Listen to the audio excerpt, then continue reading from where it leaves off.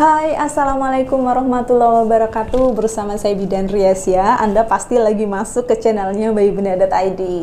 Emang ya, di channel ini kita akan bahas banyak sekali tentang laktasi atau menyusui serta tumbuh kembang bayi. Dan dalam video kali ini kita akan ngobrol tentang pertanyaan yang paling sering diajukan oleh Bunda kepada Bubit, yaitu gimana sih caranya meningkatkan produksi ASI dengan cepat ya dan aman. Sekarang sudah banyak yang sadar nih tentang pentingnya ASI eksklusif untuk bayi usia 0 sampai 6 bulan. Karena selain dia itu mengandung nutrisi yang terbaik untuk pertumbuhan dan perkembangan bayi ya, ASI eksklusif sendiri itu punya antibodi alami sehingga membuat imunitas bayi itu semakin bagus. Kayak gitu. Namun, pada beberapa bunda ada yang mengalami penurunan produksi ASI dan susah kembali lagi. Kira-kira kenapa ya? Dan tipsnya apa aja? Silakan simak video berikut ini. Tapi sebelum kita ngobrol lebih jauh, silakan subscribe, like, dan tekan lonceng untuk mendapatkan notifikasi video baru dari bayibunda.id. Sekarang ini banyak ibu yang lagi kerja nih. Pada saat mereka sibuk atau banyak tekanan karena pekerjaan ya, stres, sehingga produksi ASINya turun. Nah, ada beberapa tips yang penting sekali untuk diperhatikan. Yang pertama adalah kita harus tahu bahwa ASI itu diproduksi supply and demand. Semakin banyak dia itu dikeluarkan atau dibutuhkan, maka produksinya juga akan banyak ya. Sehingga bila Anda mengalami ASI itu seret, otomatis Anda harus meningkatkan produksi ASI dengan cara mengeluarkan banyak ASI dari payudara. Meskipun payudara Anda sebenarnya tampak kosong ya, tapi Anda harus terus memerah ASI atau menyusukan kepada bayi. Seperti itu. Karena dengan Anda mengosongkan payudara ya, mengeluarkan ASI, itu tubuh akan membaca, oh ini ASI dibutuhkan, akhirnya aku harus buat nih. Nah kayak gitu ya, kurang lebih seperti itu cara tubuh membaca supply and demand ini, proses supply and demand. Kemudian yang kedua, tips yang kedua adalah Anda bisa melakukan power pumping. Power pumping ini identik dengan cara melakukan pumping selama 1 jam di malam hari ya, antara jam 12 sampai jam 6. Nah, kenapa sih harus dilakukan di malam hari? Ternyata pada saat malam hari ada hormon namanya prolaktin ya. Ini adalah hormon menyusui yang kadarnya itu akan dilepaskan tinggi dalam tubuh seorang ibu yang lagi nyusuin. Kita memanfaatkan momen ini dengan melakukan power pumping. Power pumping dilakukan selama 1 jam, tapi nggak 1 jam penuh ya. Jadi seperti ini caranya. Anda pumping ya, paling gampang pakai dual pump seperti ini, kanan kiri ya. Pumping 20 menit, kemudian istirahat 10 menit. Pumping lagi 10 menit, kemudian istirahat lagi 10 menit. Kemudian pumping lagi 10 menit, kemudian istirahat lagi. Ya. Itu nanti di total sekitar 60 menit. Berarti Anda sudah melakukan power pumping dengan durasi 1 jam. Nah, inilah yang disebut power pumping. Power pumping ini meniru bayi yang lagi growth spurt atau lagi percepatan pertumbuhan. Karena pada bayi-bayi yang lagi growth spurt atau lagi percepatan pertumbuhan, dia itu nenen sering ya. Jadi bukan nenen dengan durasi yang lama sekali nggak berhenti, bukan.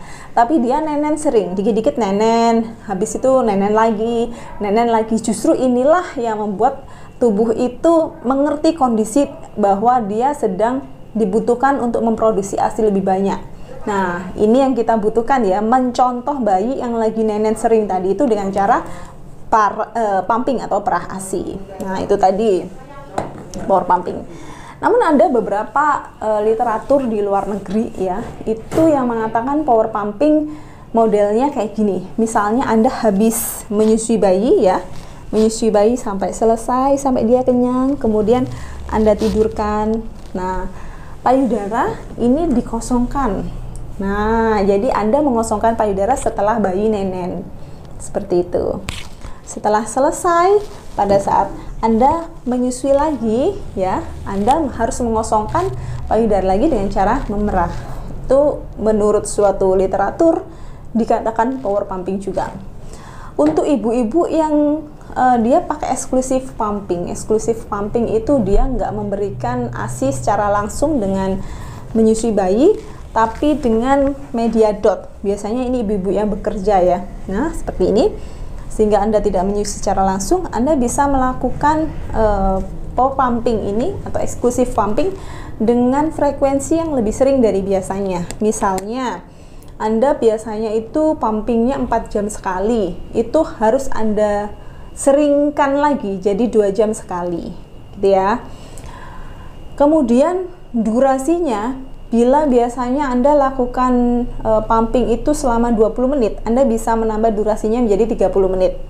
Lakukan aja ini sekitar 3 hari gitu ya. Insya Allah nanti ASINya juga akan kembali naik lagi produksinya.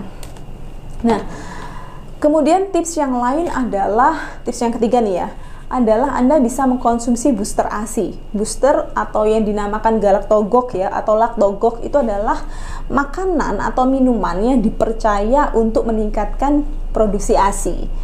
Misalnya daun katuk, kacang almond, susu almond, air kacang hijau, daun bangun-bangun. Banyak sekali ya booster ASI di sekitar kita yang bisa kita coba. Setiap wanita punya kecocokan sendiri-sendiri terhadap jenis makanan atau minuman yang menjadi booster buat dia dalam memproduksi ASI. Jadi Anda bisa coba-coba banyak hal ya, banyak makanan atau minuman maksud saya. Coba tengok IG-nya Bayi Bunda Store. Di sana banyak sekali dijual produk booster ASI alami, sehingga Anda bisa mencoba beberapa produk dan aman seperti itu. Kemudian tips yang keempat adalah Anda harus memperhatikan nutrisi yang masuk, baik itu makanan maupun minuman. Maksudnya yang Anda konsumsi. Kenapa sih kok harus diperhatikan nutrisi dan cairan? Kayak gini, apabila Anda itu mengkonsumsi makanan yang bergizi ya, dengan nutrisi seimbang yang cukup untuk tubuh Anda, maka tubuh Anda pun bisa memproduksi ASI dengan cara yang baik, yang berkualitas. Kemudian cairan, cukupi juga cairan itu minimal sekitar 3 liter sehari. Kenapa kok harus 3 liter?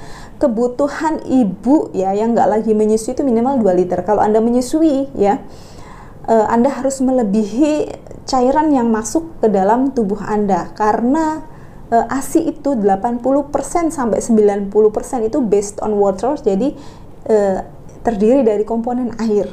Jadi Anda harus juga mencukupi kebutuhan air agar tubuh bisa memproduksi ASI dengan baik.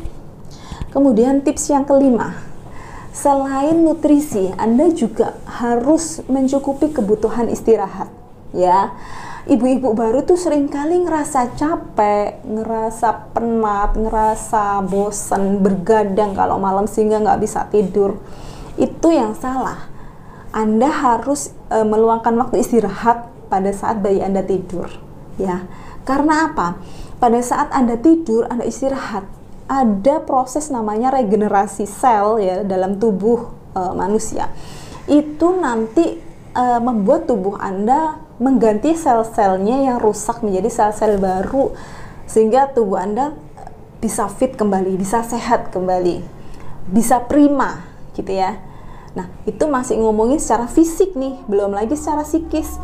Orang-orang yang tidurnya cukup, psikisnya itu bagus, tidak mudah stres, jauh dari stres ya, jauh dari bad mood. Nah, dengan perasaan yang happy, yang bahagia itu, dia bisa memproduksi banyak ASI dalam tubuhnya, gitu ya. Itu tips yang kelima tadi ya. Terus tips yang keenam, bila Anda mempergunakan pompa ASI ya, apalagi Anda yang biasanya pakai pompa ASI ini tiap hari, coba perhatikan apakah pompa ASI Anda itu masih bekerja efektif, masih bekerja maksimal. Karena ada beberapa part atau bagian dari pompa ASI yang bila dia itu sering kena suhu panas ya, seperti ini, sering kena suhu panas, itu valve ini kurang bekerja maksimal sehingga nggak bisa nyedot ASI dengan efektif. Akibatnya dia nggak bisa mengosongkan payudara secara efektif. Itu juga akan mengganggu produksi ASI Anda. Jadi yang biasanya pakai alat perah gitu tiap hari, coba setiap 3 bulan sekali ini diganti beberapa partnya. Adakah yang harus diganti kerjanya kurang baik seperti itu ya? sehingga Anda bisa melakukan pemerahan dengan cara yang efektif dan maksimal. Itu tips ke-6 ya. Terus tips yang ke-7 nih. Tips yang ke-7 itu penting banget Anda bertemu dengan konselor laktasi. Karena dengan ngobrol sama konselor laktasi itu nanti diketahui masalah Anda atau produksi ASI Anda itu turunnya kena apa. Misalnya karena posisi menyusui yang salah, karena frekuensi memerah ASI yang kurang betul, atau bahkan hal lain. Nah, dari diskusi ini nanti ditemukan solusi-solusi. Anda bisa menemukan konselor laktasi di bayubunda.id. Kami bisa melayani konseling laktasi baik secara offline maupun online, kayak gitu. Bisa hubungi IG kami ya di @bayubunda.id seperti tulisan di bawah ini. Oke, terima kasih sudah menyaksikan video ini.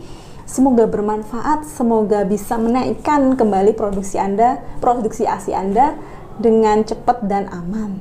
Assalamualaikum warahmatullahi wabarakatuh.